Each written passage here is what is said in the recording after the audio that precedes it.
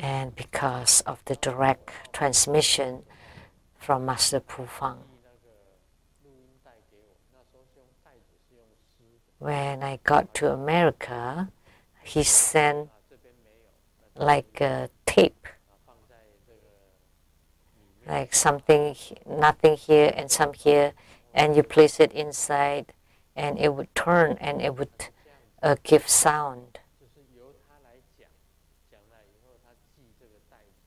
So his teaching was recorded on the cassette tape and sent them to me, including the 100-syllable mantra that he sent to me. And I was in America, in Ballard.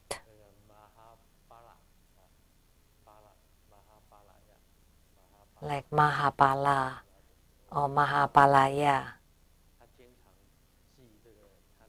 So when I was living in Ballard, he often sent the recordings of his Dharma teachings to me. So he was one of the masters that I took refuge in, Master Pu Fang.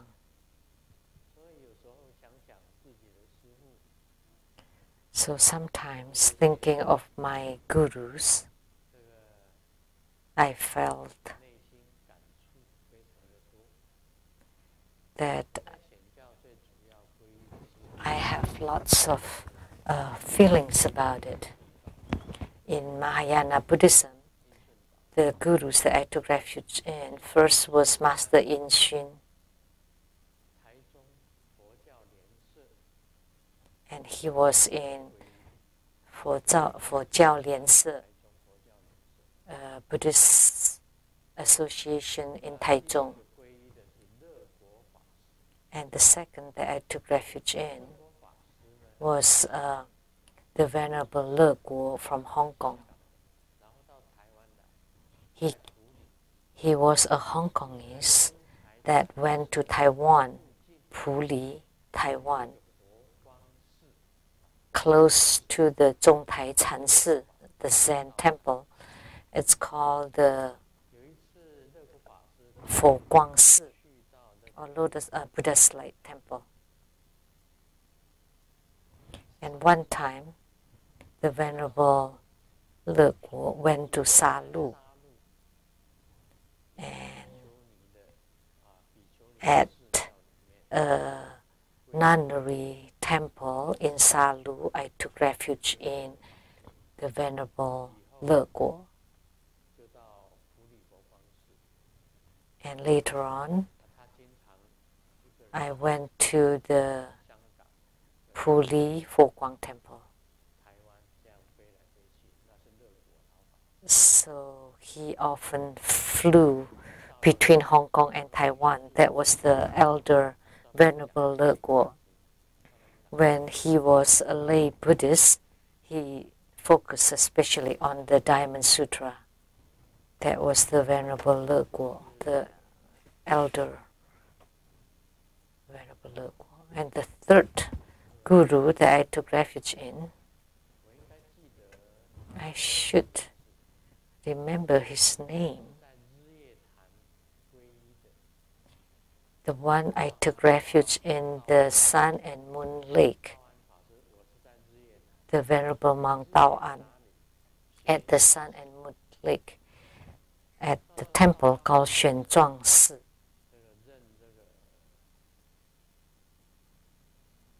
So the Venerable Tao An was a director of the Republic of China's Buddhist Association. So when he went to Shenchuang Temple at the Sun and Moon Lake, I took refuge in the Venerable Tao An. They were the three key gurus in Mahayana Buddhism. And I made my Bodhisattva's vow in Nantou Biyan Si, or temple. And the three precept masters were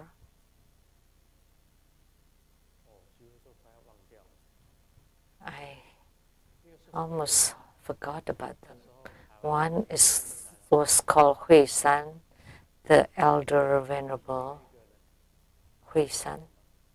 And do you remember the other ones?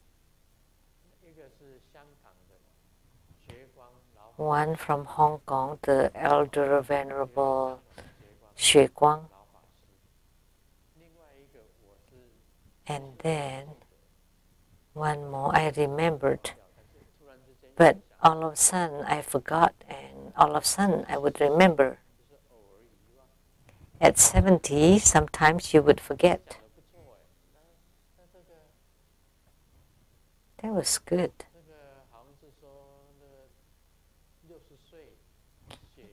At 60s, you have hypertension. At 70s, you would forget sometimes. At 80s, you start wobbling when you walk. At 90s, you have dementia, and at 100, you hang on the wall. But in Chinese, they all rhyme. I'm only 72. I should not have forgotten the precept masters, which is the masters who bestow the Bodhisattva vow. Hui San Jue Guang. And what was he called? Oh, heaven, how could I forget?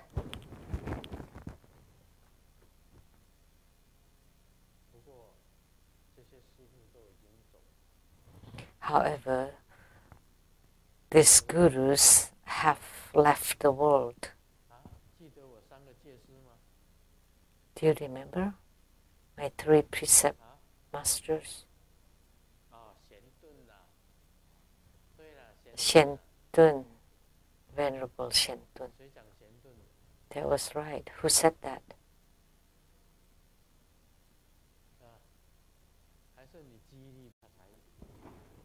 And he left the world only this few years. And the Venerable Jue Guang was staying at the Mercer Island in Seattle, and he bought a house there. And as his precept disciple, I visited him, and he gave me 2 vases, flower vases, which are now at my abode of the Southern Mountain. I left a strong impression. And he had visited the Seattle temple. At that time, it was still being built. So Master Lien Huo and who else? The 3 of you. So we visited the Elder Venerable Xue Guang, and he was my precept master. So thinking about my gurus, they all have left the world. And there are 4 key gurus in Tantric Buddhism that have also left the world. Now, I call myself the old man. Now it's only this old man who knows when he would leave. And my current condition is that I have no contention with the world. I will not fight for anything because nothing is real.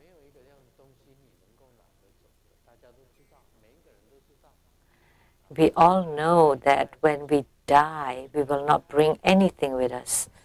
And we don't bring anything when we are being born. And yet, we all know that. Yet, we still fight. And we still fight and content. And still seek after money. But at my age, I have no contention with the world whatsoever. So please don't give me troubles, then I would be happy. at night when I get into bed and covered in blankets and to have a real nice sleep, very relaxed. Like last night, I was together with Golden Mother. That was really wonderful. So nice. And in my dream, I traveled out of body and was together with Golden Mother. And Golden Mother asked me to climb onto a white lotus blossom. And as soon as I closed my eyes and used my mind, and I could fly and be seated on that white lotus blossom. That was really so happy. And in the human world, I could fly above ground and flying all over the place. It was really wonderful. So after the out-of-body travel, and when I opened my eyes, it was 8 a.m. already. And this morning at 7:30, Simu called me. And she straightened my arms and kept rubbing on my arm. And she wanted to see if I would wake up, but at 7:30, but I didn't know. I didn't feel it.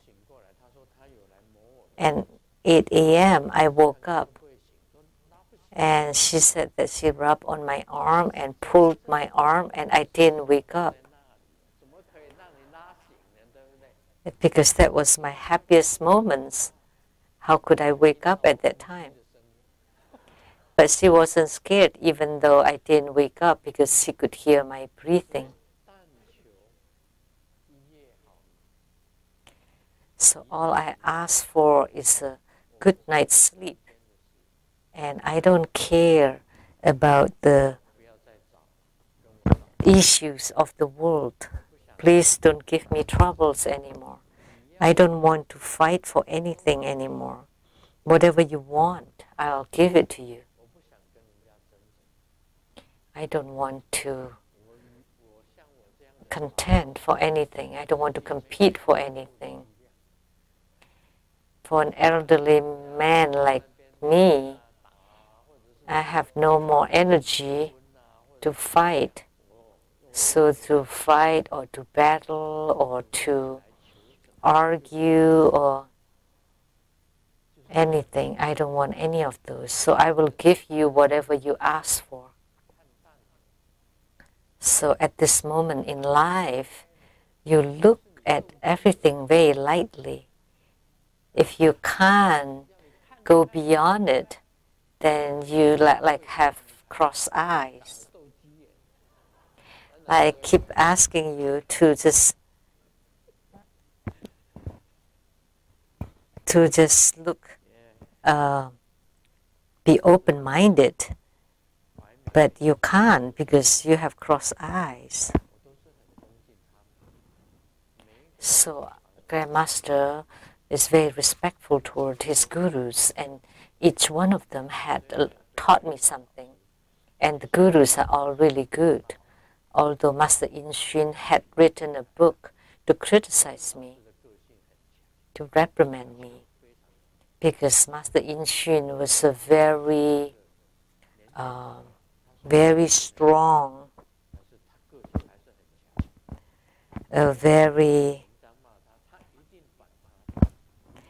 although he was very strong and intense, even though he was very old, if someone wrote something about him, he would definitely write back. And in his 90s,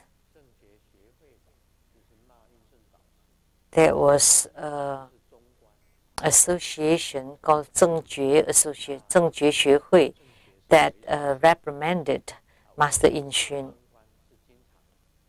And because Master In Shun is from Madhyamaka, and this other Weijie is from the Yogacara.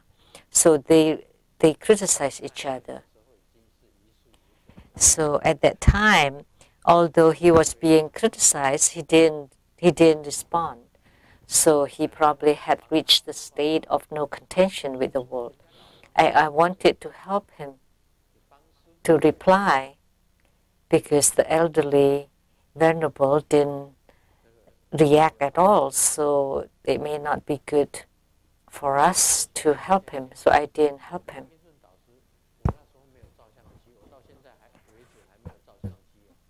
I didn't have a camera. Even now, I still don't have a camera.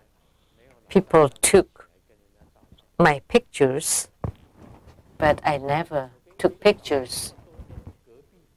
So I was living right next door to Master In Xun, just with the wall, separated by a wall, and yet we had no photos ever taken together. So even the disciples followed me on our visits, but nobody took a picture. But when Simu visited Master In Xun, Tze Chi took a picture of her with Master In Xun, but I didn't have a picture taken with Master In Xun at all. But Simu wasn't a disciple. Wasn't a disciple of Master In Xun, but Simu was a disciple of Reverend Tao An.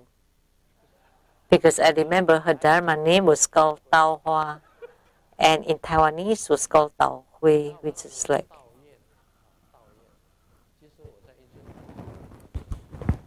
And my Dharma name was Tao Yen. And at Master In Xun's, my name was Hui Yen. Yen, like the name is Sheng-Yen. So at the Venerable Le Guo, I was also called Tao Yen. At Master Pu Fang, I was called Yan Ci. Yuan meaning perfect, and pond, Ci.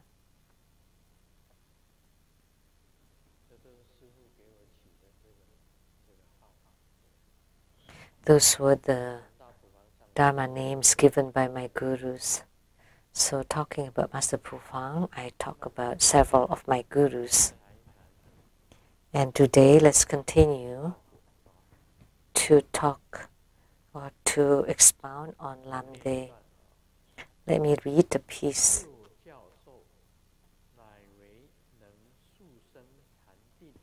The sixth teaching given in order to arise to meditation quickly, to abandon wrongdoings, and to obtain benefits from doing so. Primarily, one focuses on realization and practice as the basis, and supplemented with the elimination of the toxins, the receiving of nectar, and the decisive break-off.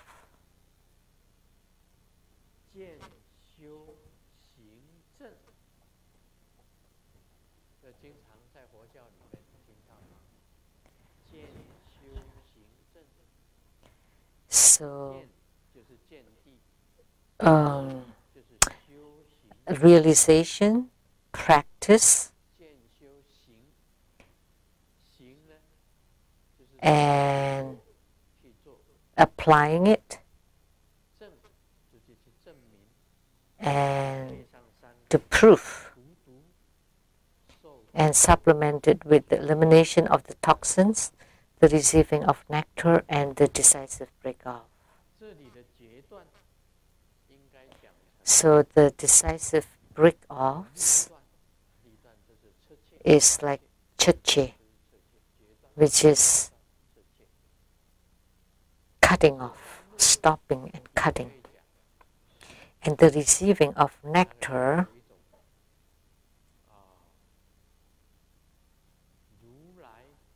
is a kind of, like say, from medicine Tathagata has a nectar vase, he was holding a nectar vase, and Amitabha Buddha was the king of nectar, Tathagata, and the elimination of toxins is to eliminate bad habitual tendencies. And the practice, in parenthesis, is stilling the mind. And that's the same as meditation, a kind of meditation. And meditation means entering into samadhi. And there are 6 different kinds of teachings to eliminate all karma. So toxins is the same as karma. Eliminate all karma and to receive the empowerments of the nectar and to cut off completely, immediately, stopping all the bad stuff.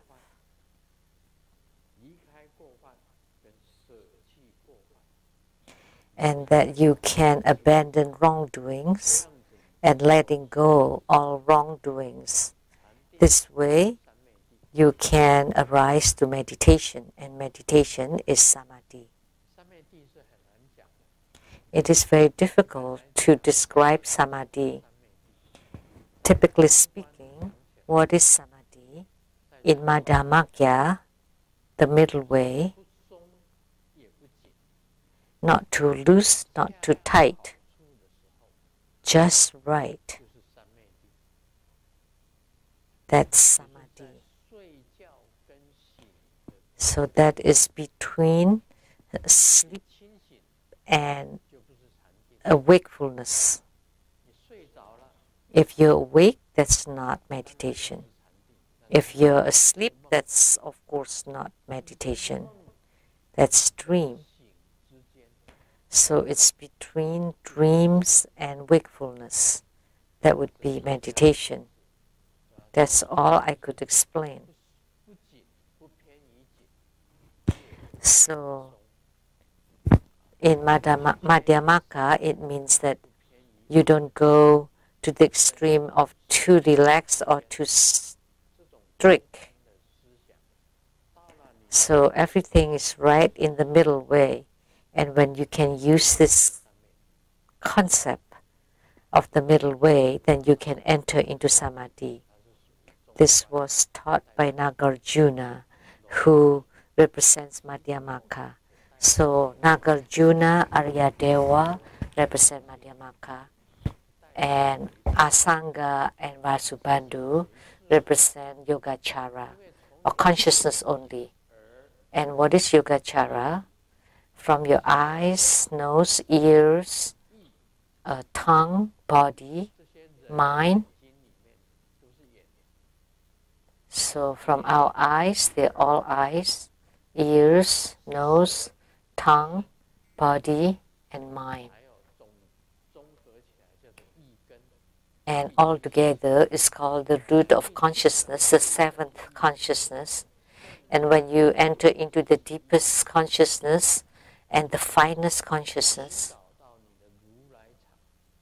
you seek for the Tathagata Garbha, which is the seat of the Buddha. And this kind of method is called Yogacara. And Yogacara and Madhyamaka are the 2 remaining Buddhist schools. So Madhyamaka and Yogacara. And both are divided into many different sects or schools. So from this, it generates the experience of entering into samadhi, and this is the most important in Buddhism. So in one of the Tsongkhapa's treatises, there are 3 great attainments in tantric practices. One is by mantra chanting. You continually chant mantras innumerable of them until you generate light. That's called the attainment by chanting mantra. Second is the Homa Siddhi or attainment. You always make offerings until you purify your body, speech, and mind. And you make offering of your purified body, speech, and mind to the Tathagata.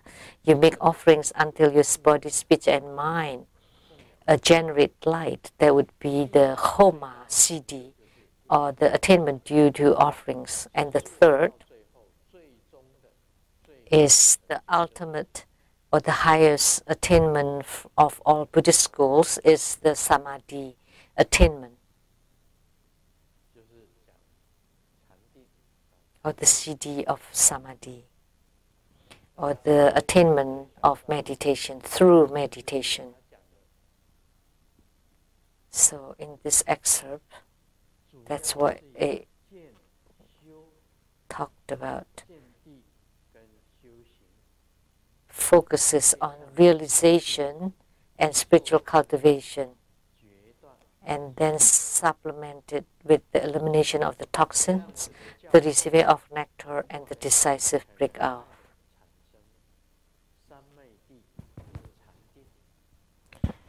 So this kind of teachings can give rise quickly to meditation and to abandon all kinds of wrongdoings.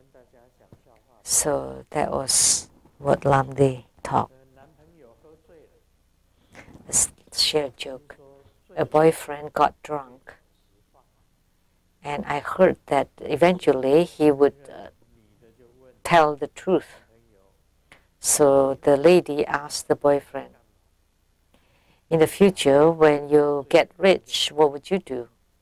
And the drunk boyfriend said, "I would have 5 wives." And the girlfriend got upset. "Why didn't you learn from Wei Xiaobao and have 7 wives?" And the boyfriend said, "Too tired.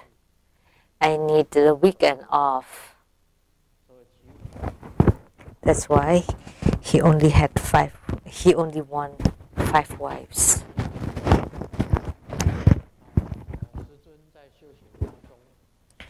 In Grandmaster's spiritual cultivation, Grandmaster never takes a break, not even a single day.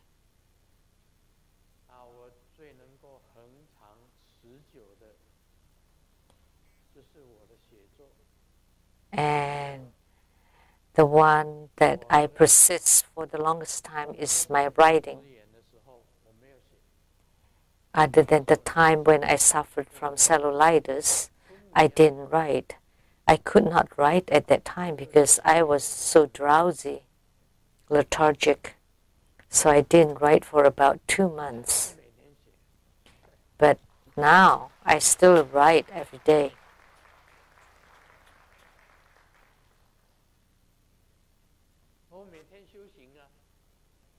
And I cultivate spiritually every day. You know the steps of Buddhist practices. First, you practice the accumulation of merits, and then you do the fundamental or preliminary practices.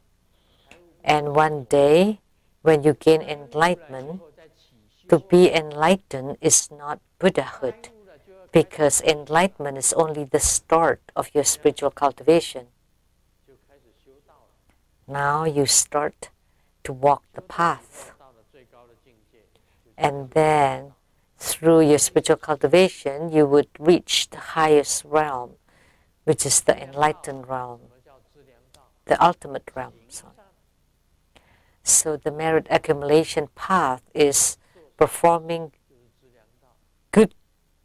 goods or good deeds and virtues. So what Tzu Foundation is doing these days is the path of merit accumulation. And next is the path of the preliminary or fundamental practices. Like it was written clearly there.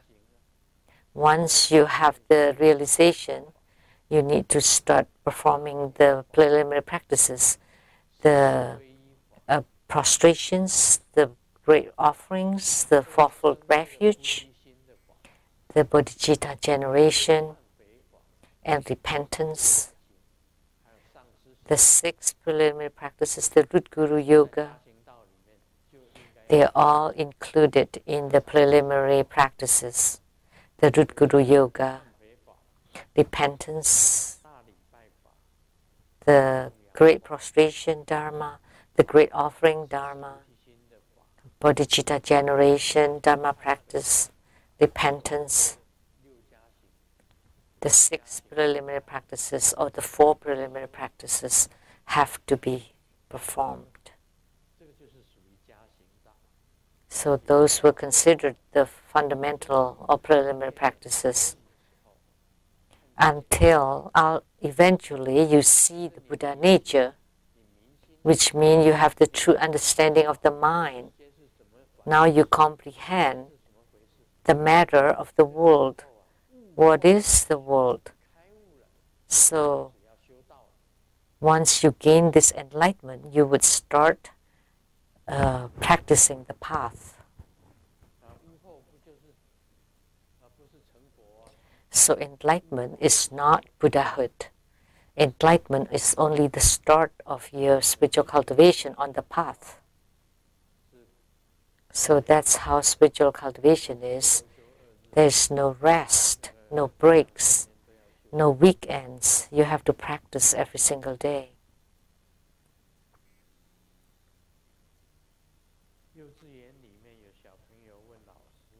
In the kindergarten, a kid asked the teacher, "Are there ghosts in the world?"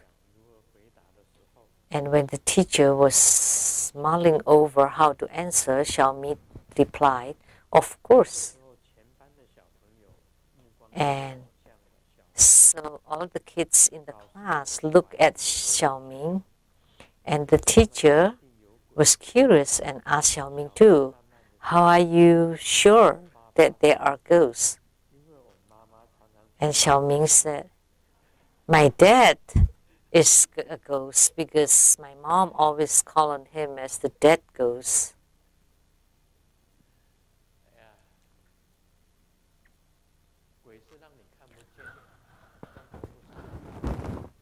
You can't see ghosts like the Buddhas and Bodhisattvas. So if you know that you can't see Buddhas, and you can't see Bodhisattvas, and you can't see Sravakas, and you can't see Prateka Buddhas, so you cannot see the 4 sagely realms beings, and you cannot see the heavenly beings either, like the heavenly beings of the realm of desire, realm of form, realm of formless. And then in the human realms, you can see the humans, but you cannot see the asuras, or the hell beings, or the hungry ghost. And you can see the animals in the animal realm.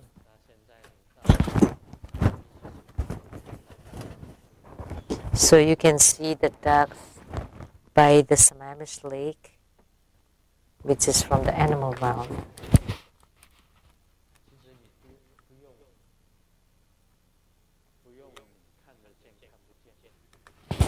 But in Buddhism, it's said that there's no need to see them, whether you see them or not. If greed arises in your heart, then the hell realm appears. Whenever you have greed, then you would go to the hell. If you're often angry, then the realm of the hungry ghosts would appear. If you're really deluded and foolish and stupid, then very simple, the animal realm would appear. So it transforms according to your heart. So the 4 Sichli realms and the 6 rebirth realms, the 10 Dharma realms are all based on your mind, in your heart. So that's why Buddhism talks about consciousness only or mind only. And primarily it's this concept that the 4 Sichli realms and the 6 rebirth realms, the 10 Dharma realms are all inside your mind.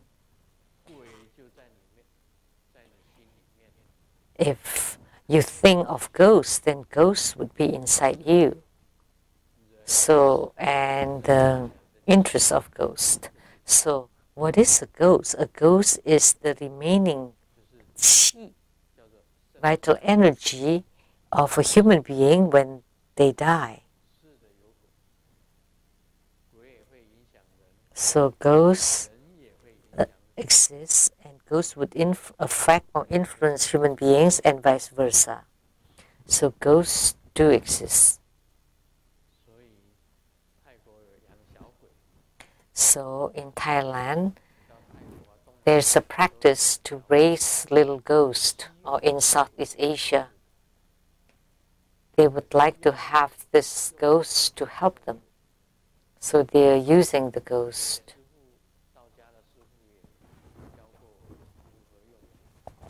And my Taoist master had taught me how to employ the ghost. And Grandmaster is very close to the ghost, but recently, at the abode of the Southern Mountain, there are no more ghosts because the akala, the akala at the back, chased away all the ghosts from my house. Every day I invited akala to stand at the front door and at all the windows. They all filled with the emanation of akala.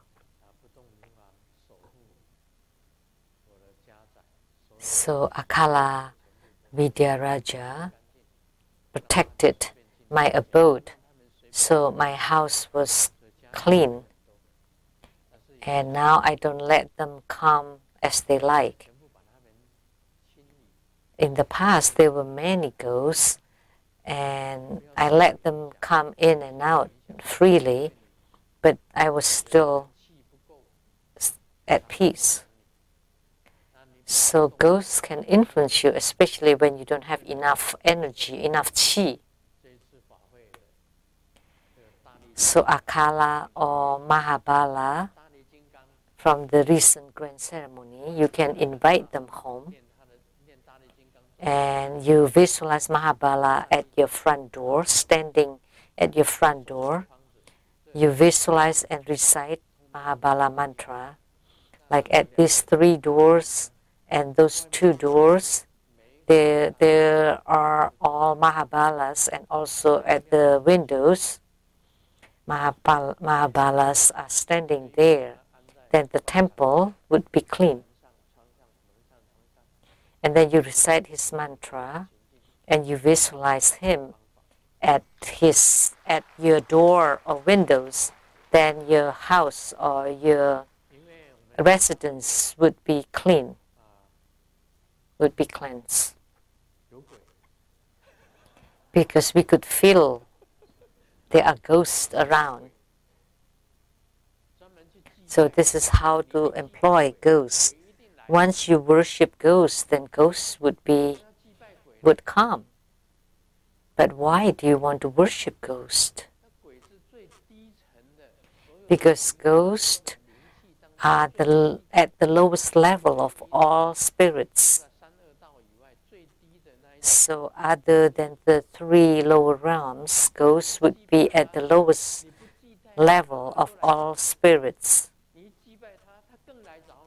So even if you don't worship the ghosts still find you. So, but especially if you worship them, they would definitely follow you. Are there benefits?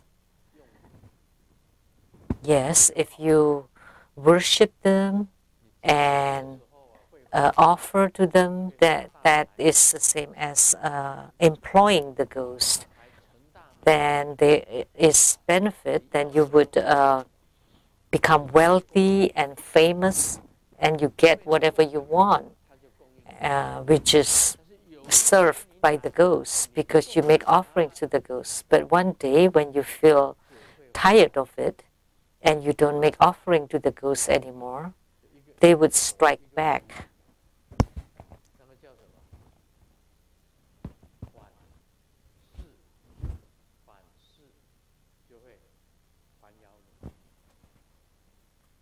They would counter charge. So ghosts are like that. So if you offer to them, then they would help you. If you don't offer to them anymore, then they would strike back. Especially when you feel weak, then they would they would counter charge you or attack you. In the earliest time, I taught you the Duchini Dharma practice. And do you know how the vow was? In order to earn a lot of money and to obtain a high position and to gain nobility, Duchini is a kind of ghost. I make offering to Duchini. Let me be wealthy and famous and status and power. And I vow that I would offer my physical body for you to eat when I die.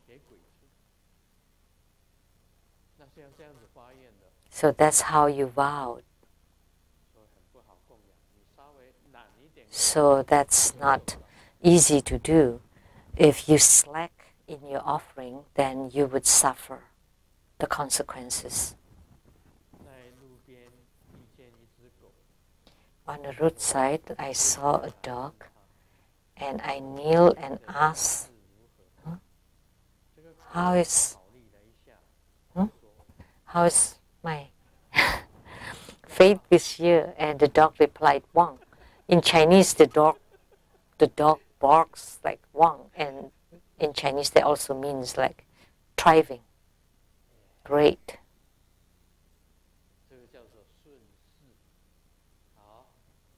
So that's following circumstances. So when you're unlucky, you ask a dog, and how is my luck going this year? And the dog would reply, Wang Wang, thrive, thrive.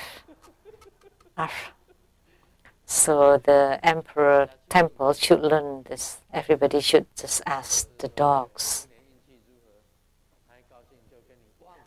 how is my luck this year? And the dog would reply, Wang, or thriving in Chinese.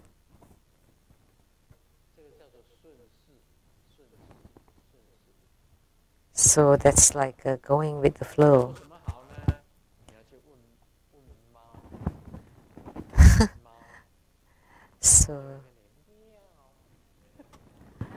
So if you ask, what should I do in the future? And you can ask a cat, and a cat would reply, meow. And meow in Chinese sounds like temple. And then you would say, oh, okay, building a temple. So that's like going with the flow, or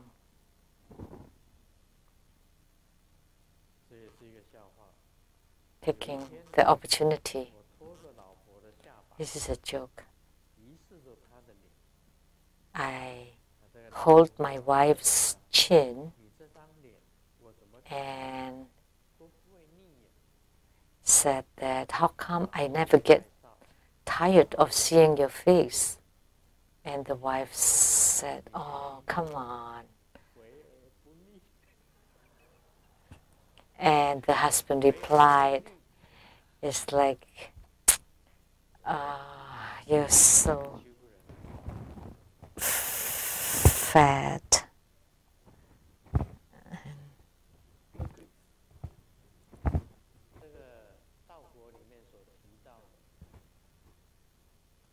But not sickening. So in Lamdre, it mentioned about elimination of the toxins. So our characteristics, our habitual tendencies are inborn. So when we read the three character sutra, that human beings are born good, and I don't think that's quite right. So those with that were born good, they all change.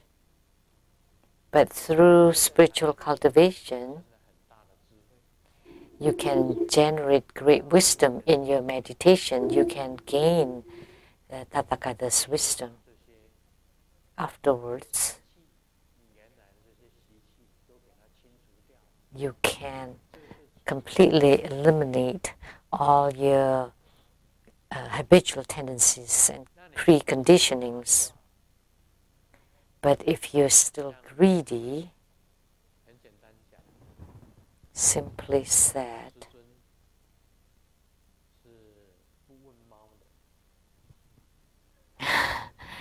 Grandmaster never asks a cat. That's why I never built a temple. And I never asked a dog. So I don't necessarily prosper.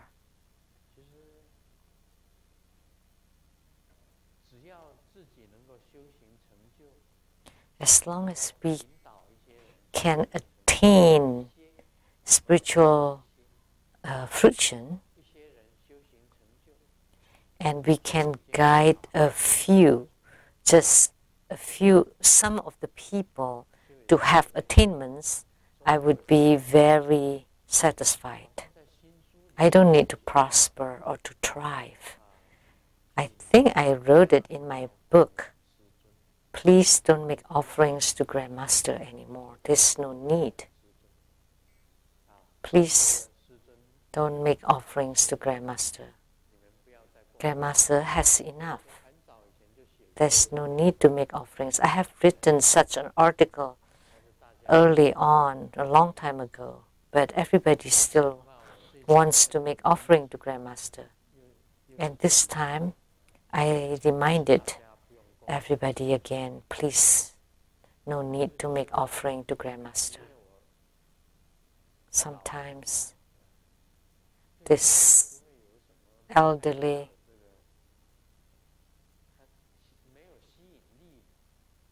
is not attracted to money anymore. It's not. Although sometimes I would say I have a few bars of gold which probably would go to other people's house during earthquake or during typhoon, and the house may crumble and my safe would probably go to other people's house. So I was just kidding, just telling a joke to tie down the safe so that it doesn't move. But they're not alluring to me.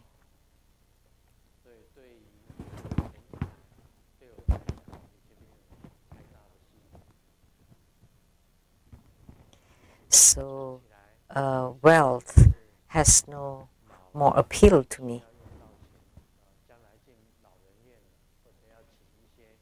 But as you age or you enter into the elderly home, you may need some money.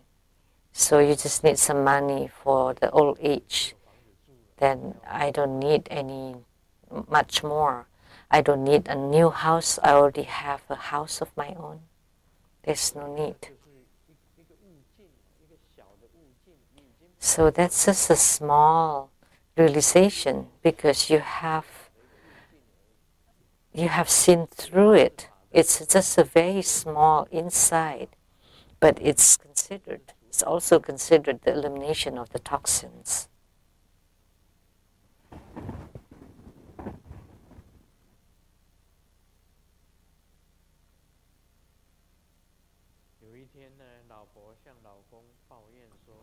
One day, the wife complained to the husband.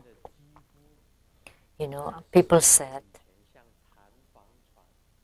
that the skin of women before 40s is like a spring bed, and after 40 it would become like tatami, rather hard.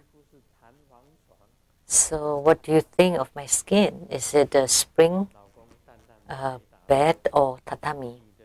And the husband replied flatly, yours is like a spring bed, but with the broken springs.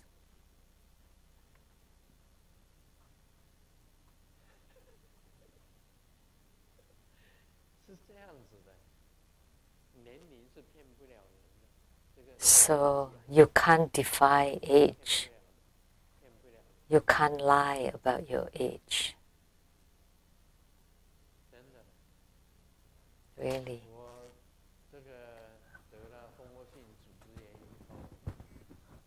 After I got cellulitis, I thought that in the past, I often said I was 17, and then a year later I said 27, was still young. But your wrinkles, your neck, the wrinkles on your neck would increase, and the wrinkles on your face would increase. It doesn't matter. It's impossible to become youthful again. Although, by cultivating spiritually, you would appear more youthful than the typical people, but in reality, you have age. So when you're old, you would have ailments either up or down, or left or right, or the backs or the shoulders, or numbness on your fingers. You're not as agile as the young people. When we were young, we can run 100 meters very fast in 10 or 11 or 12 seconds. 100 meters, very fast. But how about now? In over 10 seconds? Because you said that you were young, so run and show us. In the past, in Taiwan, we don't have crossroads, the crosswalks. It's good enough to have asphalt. There were no traffic lights either. When there's a car passing, I was trying to cross the road, I ran. I knew I could run faster. But when I got to America, I knew the speed of my 100-meter run. And I saw the cars coming, and I was trying to run, and I felt that it's getting slower. Then your calculation became wrong. You wanted to cross the road before the car, but you may not be able to make it. So we need to be more careful in crossing the roads. Taiwan is different from America because in Taiwan you can cross the roads on highways. There were a group of Taiwanese coming here, and they ran on the highways in the US. And they thought it's a lot faster just to cross, and we don't have to go around. And a group of people, like over 10 of them, they ran together crossing the highways. That happened before, but now rarely.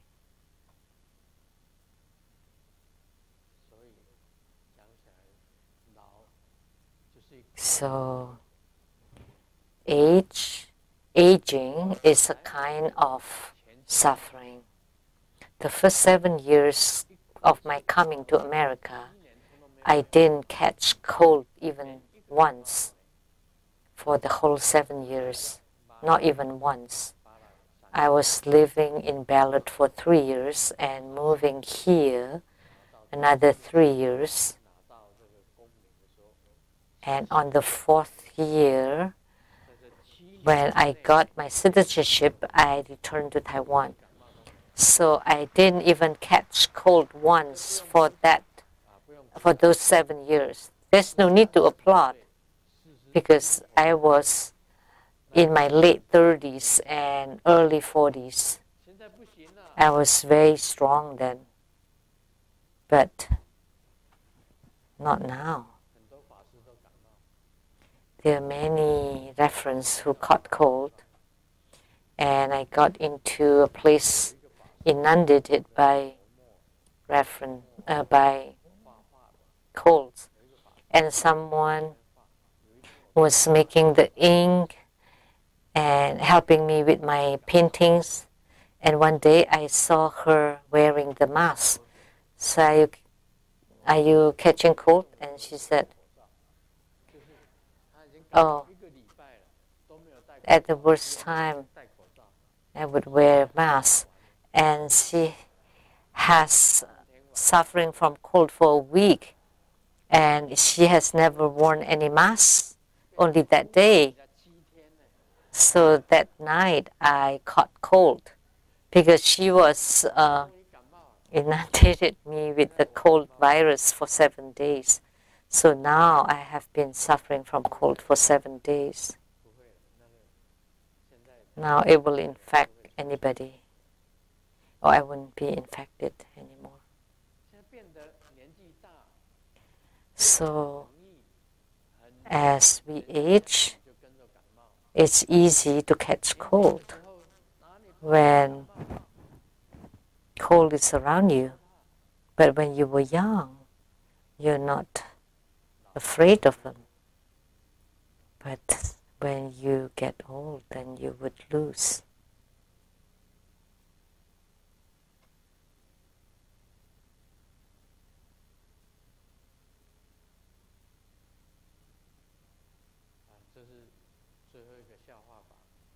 So this is the last joke that I would tell.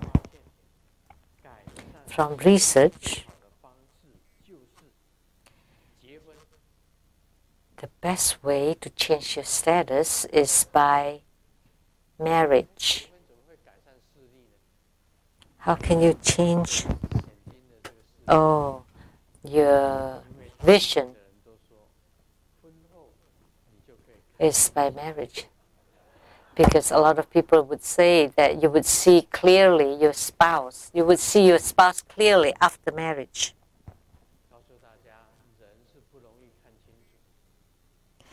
You know, but let me tell you, it's very difficult to see clearly.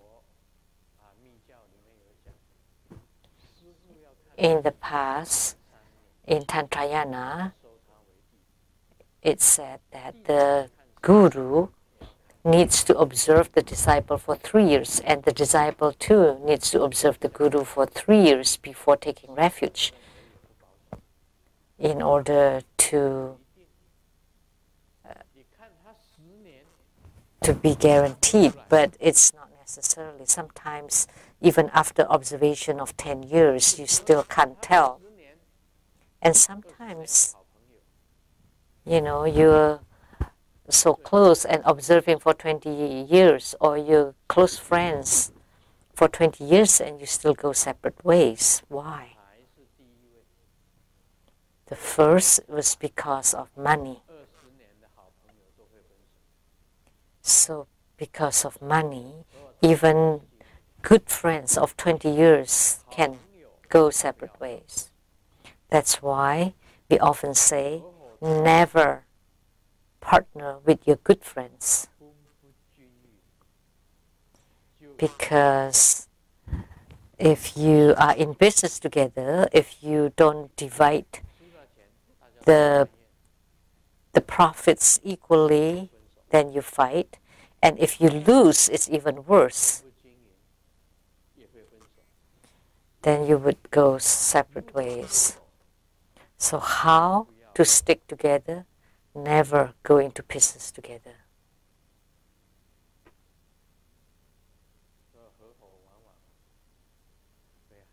So partnerships can break friendships because money is too appealing. Money is too tempting. But if you are not tempted by money, then you already transcend it. So you need to eliminate this toxin. You need to adjust your own habitual tendencies and become a true spiritual cultivator of Mani Padme Hum.